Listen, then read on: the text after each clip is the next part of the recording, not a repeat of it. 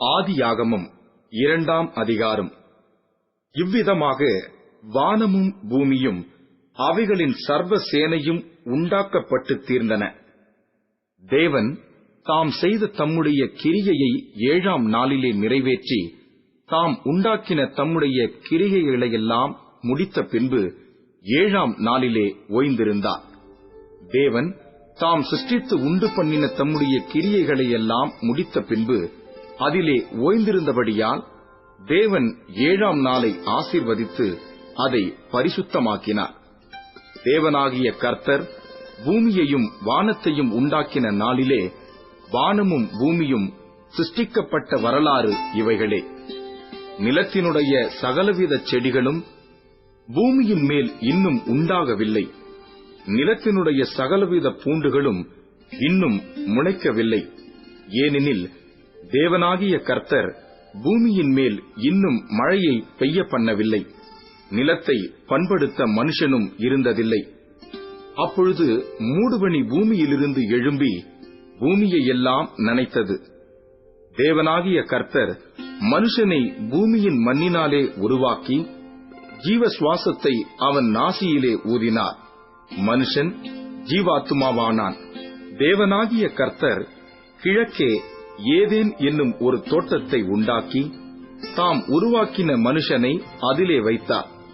தேவனாகிய கர்த்தர் பார்வைக்கு அழகும் புசிப்புக்கு நலமுமான சகலவித விருட்சங்களையும் தோட்டத்தின் நடுவிலே ஜீவ விருட்சத்தையும் நன்மை தீமை அறியத்தக்க விருட்சத்தையும் பூமியிலிருந்து முளைக்க பண்ணினார்.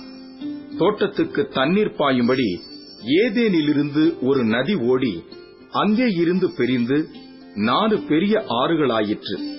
முதலாம் ஆற்றுக்கு பைசோன் என்று பெயர். அது ஆவிலா தேசம் முழுவதையும் சுற்றி ஓடும். அவ்விடத்திலே பொன் விளையும். அந்த தேசத்தின் பொன் நல்லது. அவ்விடத்திலே பிதோலாகும் கோமேதக கல்லும் உண்டு. 2ஆம் ஆற்றுக்கு கீகோன் என்று பெயர். அது எத்தியோப்பியா தேசம் முழுவதையும் சுற்றி ஓடும். 3ஆம் ஆற்றுக்கு இத்தக்கேல் என்று பெயர். அது அசிரியாவுக்கு கிழக்கே ஓடும். 4ஆம் ஆற்றுக்கு ஐபிராத்து என்று பெயர். தேவனாகிய கர்த்தர் மனுஷனை ஏதேன் தோட்டத்தில் அழைத்துக் கொண்டு வந்து அதை பண்படுத்தவும் காக்கவும் வைத்தார். தேவனாகிய கர்த்தர் மனுஷனை நோக்கி, நீ தோட்டத்திலுள்ள சகல விருட்சத்தின் கனியையும் புசிக்கவே புசிக்கலாம்.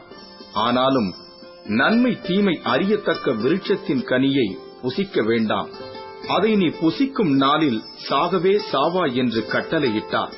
பின்பு தேவனாகிய கர்த்தர், மனுஷன் தனிமையாய் இருப்பது நல்லதல்ல, ஏற்ற துணையை அவனுக்கு உண்டாக்குவேன் என்றார்.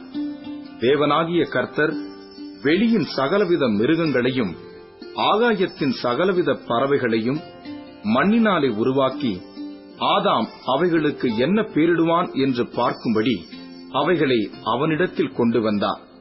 அந்தந்த ஜீவ ஜந்துக்கு ஆதாம் எந்தெந்த பேரிட்டானோ அதுவே அதற்கு பேராயிற்று. அப்படியே ஆதாம் சகலவித நாட்டு மிருகங்களுக்கும் ஆகாயத்து பறவைகளுக்கும் சகலவித காட்டு மிருகங்களுக்கும் பேரிட்டான். ஆதாமுக்கோ ஏற்ற துணை இன்னும் காணப்படவில்லை.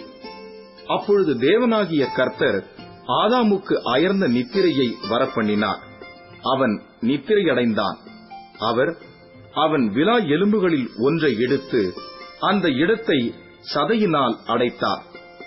தேவனாகிய கர்த்தர் தாம் மனுஷனில் எடுத்த விலா எலும்பை மனுஷியாக உருவாக்கி அவளை மனுஷனிடத்தில் கொண்டு வந்தார். அப்பொழுது ஆதாம், இவள் என் எலும்பில் எலும்பும் என் மாம்சத்தில் மாம்சமுமாய் இருக்கிறாள். இவள் மனுஷனில் எடுக்கப்பட்டபடியினால் மனுஷி எண்ணப்படுவாள் என்றான். இது நிமித்தம் புருஷன் தன் தகப்பனையும் தன் தாயையும் விட்டு தன் மனைவியோடே இசைந்திருப்பான். அவர்கள் ஒரே மாம்சமாயிருப்பார்கள். ஆதாமும் அவன் மனைவியுமாகிய இருவரும் நிர்வாணிகளாயிருந்தும் வெட்கப்படாதிருந்தார்கள்.